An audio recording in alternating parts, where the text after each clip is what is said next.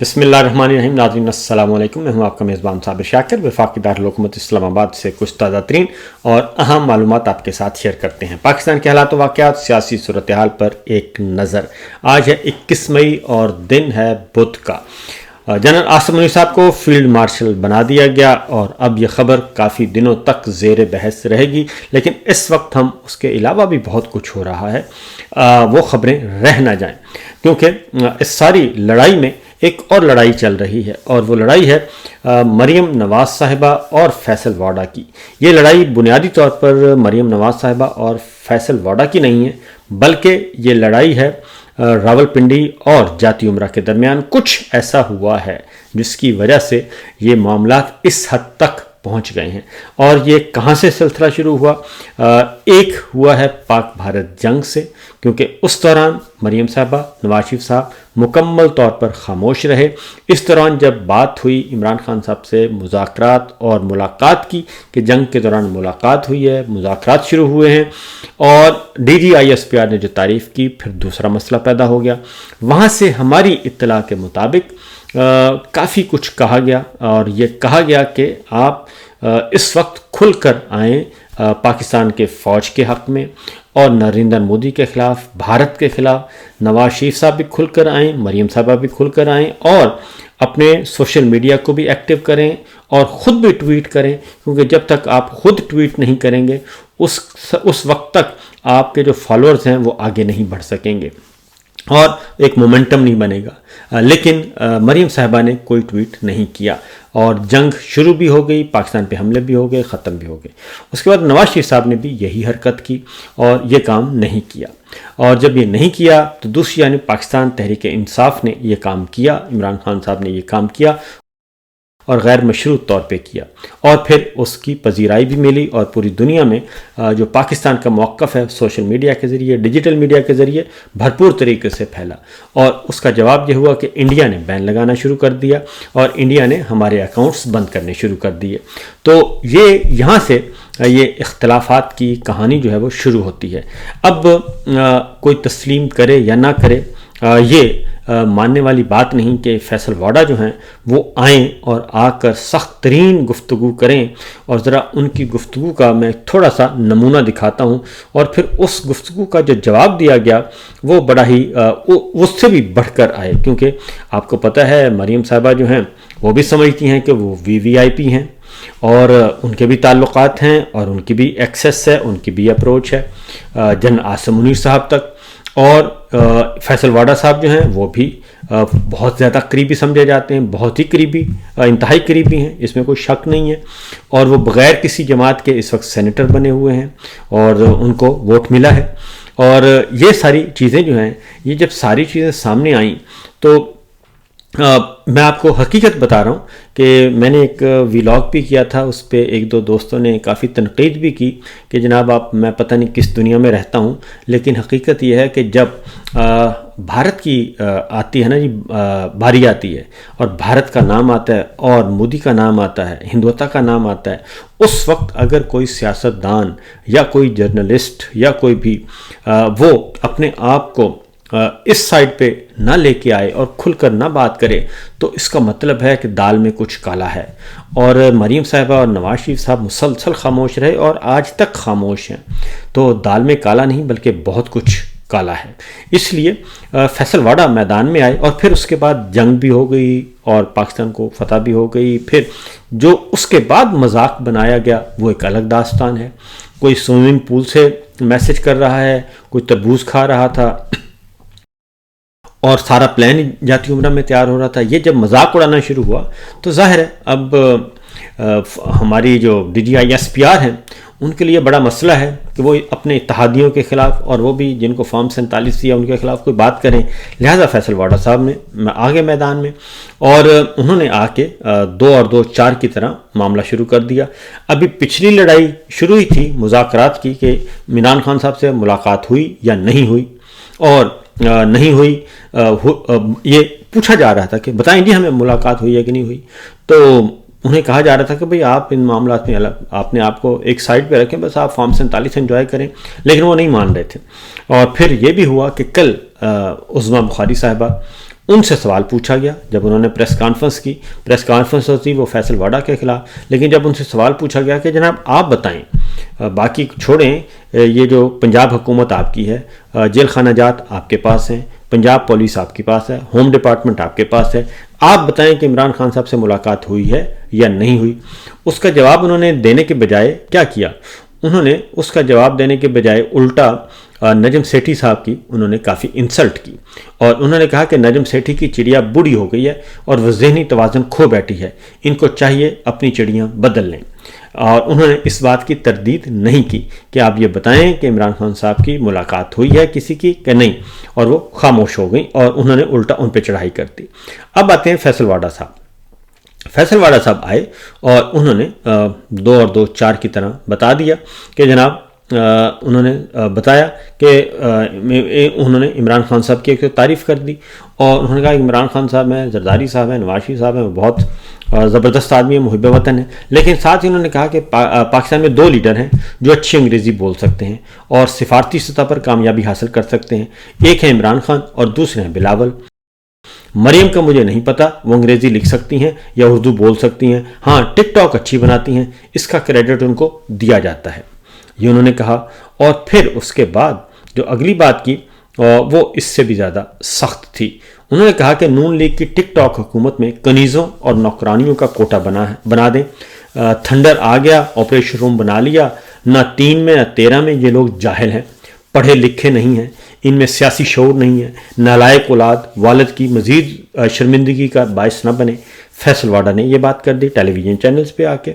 اور پھر اس کے بعد انہوں نے ایک اور بات کر دی، انہوں نے کہا بیانات دیے کہ ہم نے جہاز بنا دیا، ایک کمرے سے آپریشن چلا رہے ہیں، نالائق اولاد کو والد کے لیے شرمندگی کا باعث نہیں بننا چاہیے، آپ نواز شریف کا مذاق بنا رہے ہیں، اور وٹ ربش، یہ کوئی لاجیکل بات ہے، افواج اور قوم کا مذاق بنا رہے ہیں یہ سارے مل کر۔ پھر اس کے ساتھ ہی جی انہوں نے کہا کہ ہالی ووڈ سے جنگ ہوتی تو ٹک ٹاک حکومت پنجاب حکومت لازمی جیتتی۔ پھر انہوں نے کہا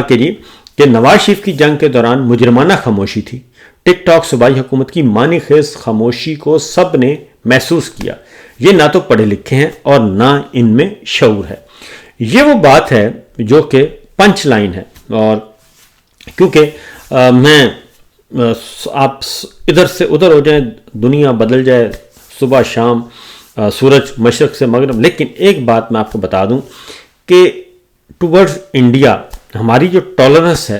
وہ بالکل زیرو ہے، اور اس کے بارے میں ہم کوئی برداشت نہیں کرتے، کیونکہ ہماری جو ہے خاص وہ پکا انہوں نے نقصان ہمیں بہت پہنچایا ہے، اور ہمارا ملک 2 ٹکڑے کیا اندرونی اور بیرونی سازشوں سے مل کے، ساروں نے مل کے، تو اس میں ان کا انڈیا کا بہت رول ہے۔ اب اس کا جواب فیصل واڈا صاحب نے یہ گفتگو کی،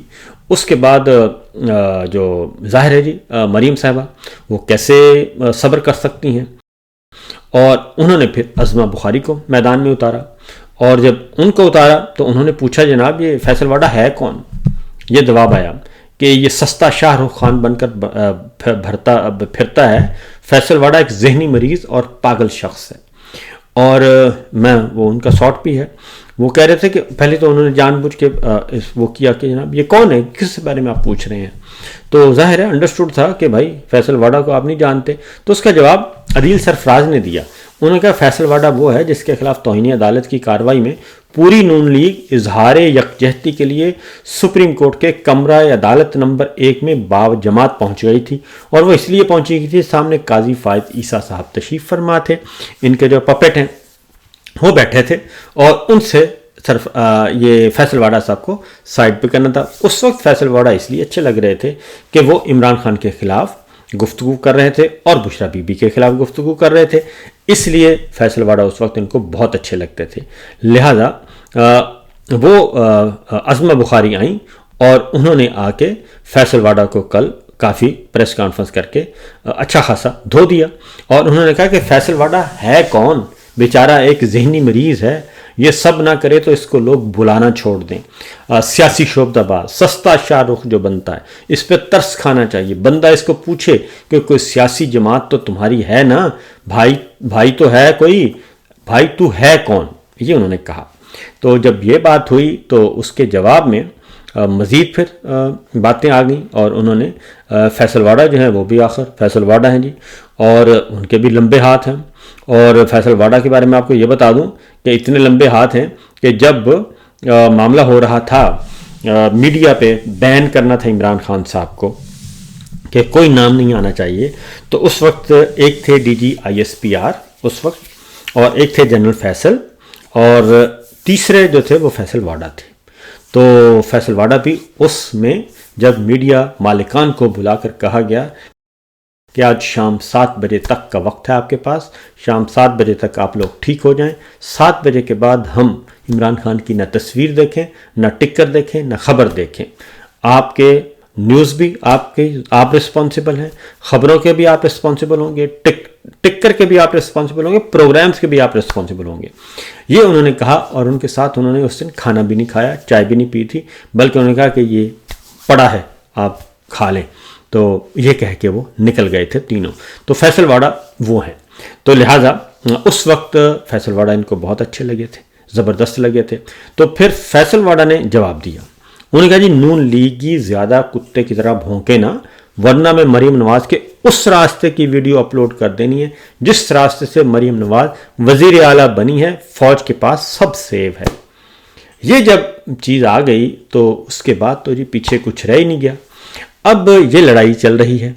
اور جب یہ لڑائی ہے تو بڑی شد و مت کے ساتھ تو صورتحال یہاں تک پہنچ گئی ہے. اور اسی دوران کیا ہو رہا ہے، اسی دوران مذاکرات والی کہانی. تو جو مریم صاحبہ، عظمہ بخاری تو کچھ بھی نہیں ہے، یہ مریم نواز صاحبہ بول رہی ہیں. مریم نواز صاحبہ کون ہے؟ نواز شریف صاحب ہیں. تو یہ آپس میں بول رہے ہیں، آپس میں کراس ٹاک چل رہی ہے، ان کی دھواں دھار قسم کی بمباری ہو رہی ہے اور ایک دوسرے کو نیچا کرائے. اسی طریقے سے یہ مذاکرات والی کہانی ہے. یہ نجم سیٹھی صاحب کو بھی، نجم سیٹھی صاحب نے کی، ان کو رگڑا لگا دیا. اس کے بعد کسی اور نے خبر دی، اس کو رگڑا لگا دیا، اور انہوں نے کہا کہ یہ ہو ہی نہیں سکتا، لیکن تردید کوئی بھی نہیں کر رہا. اور سچویشن اس طرح کی ہے. اب ایک اور ہمارے دوست ہیں اور وہ ہیں منیب فاروق صاحب. انہوں نے کہا کہ جتنی دیر تک پی ٹی آئی ناک کی لکیریں نہیں نکالے گی اتنی دیر تک پی ٹی آئی کو معاف نہیں کریں گے. اب یہ ایک حوصلہ دیا گیا ہے خاص طور پہ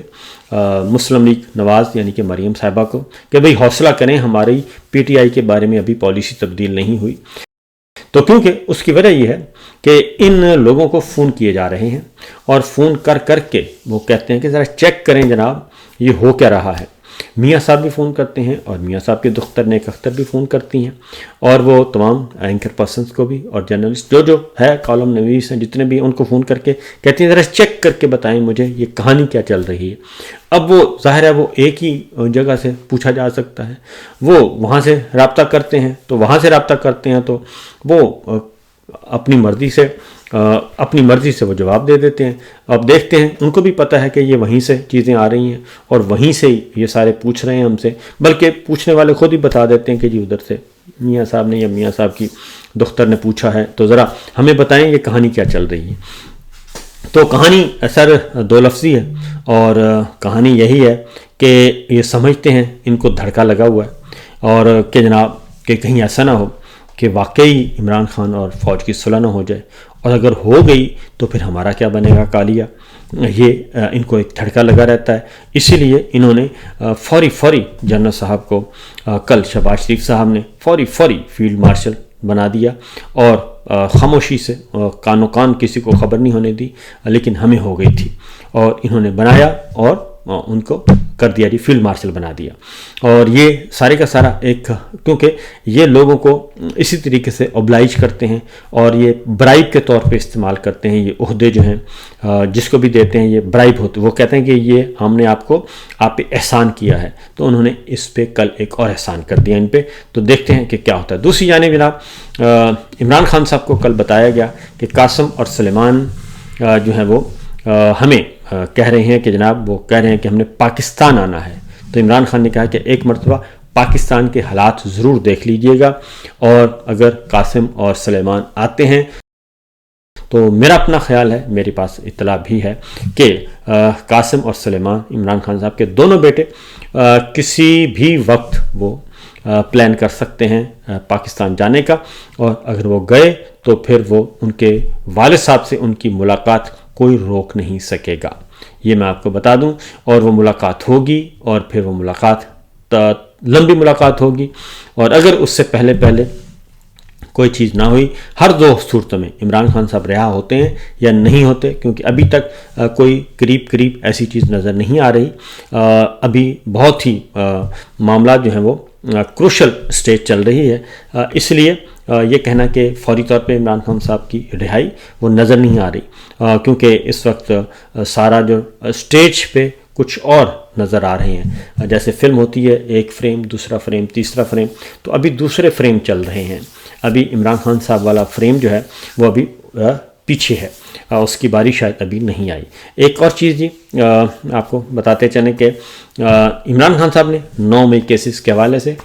پولیس پارٹی کو پولی گرافک ٹیسٹ دینے سے انکار کر دیا، اور انہوں نے کہا کہ وکلا کی عدم موجودگی میں کوئی ایسا ٹیسٹ نہیں ہوگا، اور جب وکلا ہوں گے تو تب بات کی جائے گی اس سلسلے میں۔ یہ بھی ہوا ہے، اور پھر جی ایک اور کل ہوا ہے، وہ اس کا ذکر ضرور کرنا چاہیے کہ سپریم کورٹ نے نور مقدم قتل کیس میں مجرم ظاہر جعفر کی سزائے موت کا فیصلہ برقرار رکھا، اور یہ ایک خوش آئند فیصلہ ہے، اس لیے کہ بڑے ہی بہیمانہ طریقے سے قتل کیا گیا تھا، اور دولت کے بلبوتے پر جو ہے وہ کوشش کی جا رہی تھی کہ دولت کے بلبوتے پر یہ کیس جو ہے وہ خراب کر دیا جائے اور ملزم کو چھڑوا لیا جائے، لیکن ڈسٹرکٹ کورٹ سے لے کر ہائی کورٹ اور پھر کل سپریم کورٹ نے بھی اس فیصلے کو برقرار رکھا، تو یہ ایک خوش آئند اطلاع ہے۔ میں چاہوں گا کہ ایسے فیصلے عام آدمیوں کے کیسز میں بھی آنا چاہیے۔ فی الوقت اتنا ہی، اجازت دیجیے، اللہ حافظ۔